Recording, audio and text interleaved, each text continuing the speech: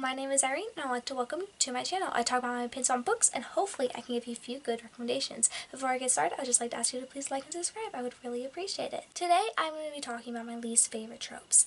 Last month, I talked about my favorite tropes and now we're going to be doing the opposite. So, I'm just going to get started. There's only 5 here, so this shouldn't be too long of a video.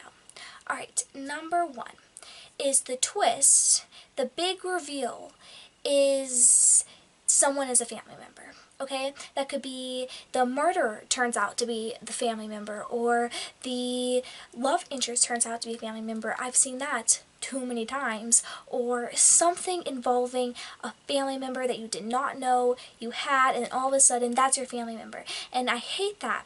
I really hate it when the moment they find out that that's their family member, they have to treat them differently, and all of a sudden they're in their family, and no matter about all that bad stuff, they're now in your family and you have to care about them and stuff, and it just completely changes it when I don't understand why it changes it.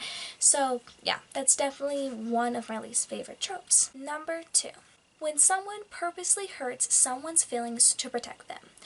I have noticed this happen so much, and I think that in certain situations, in very rare situations, it makes sense. You know, like someone is in actual danger, like someone will die if you don't make them feel like you don't care about them so they leave. Like, I get that. But most of the time, things can be easily fixed with a conversation. Now, some of my favorite books do have this trope. I'm not gonna lie. They do. Some of them do. But it's very rare for me to like it when this happens, because even in my favorite books, I'm like, I just wish that that would have happened differently, because it's so dumb to just not communicate. You know that person understands you, you know that person's there for you, you know that they, are your person and your friend or your person that you're in a relationship with or anything, and yet you're hurting them purposely just to, it just seems to just mess with them sometimes. So I really do not like that. Like I said, it won't ruin a book for me. Some of my favorite books do this, but it's just not preferable for me. I think it's so much easier to just communicate, but at the same time, I think it is realistic, because although we don't do the specific things where it's like, oh, I'm going to say mean things to that person so to keep them safe, because I feel like that doesn't happen in real life, but I feel like people miscommunicate and say things they don't mean and all of that all the time, and I think to make it seem better in books, they do it so it's like, oh, they're doing it to protect them though, but it's like, it's kind of like real life, but trying to make it seem better when it's really not better. You just don't lie to people. Just tell them how you truly feel. I mean, unless it's literally life or death situation, like, that's your best option, but that's rare. That's rare. So, number 3, when a best friend falls in love and ruins a relationship. I love best friends to lovers books, but that is when both of them fall for each other and they both want that from each other. But what I am talking about is when one best friend falls in love with the other, with the person, and then it just ruins their entire friendship, their entire relationship. These people could be close, they could be childhood best friends, and then them just saying, oh, I have feelings for you, ruins their entire relationship. I think that is just dumb. Like, that just takes away so much character growth. That takes away so much good parts of a relationship. Like, that is sad for it to be like that, to where you can just say how you feel about them, they don't feel the same way, and oh, now you're done. Like, years of friendship down the drain. Like, that is just too sad for me. I don't like that, It just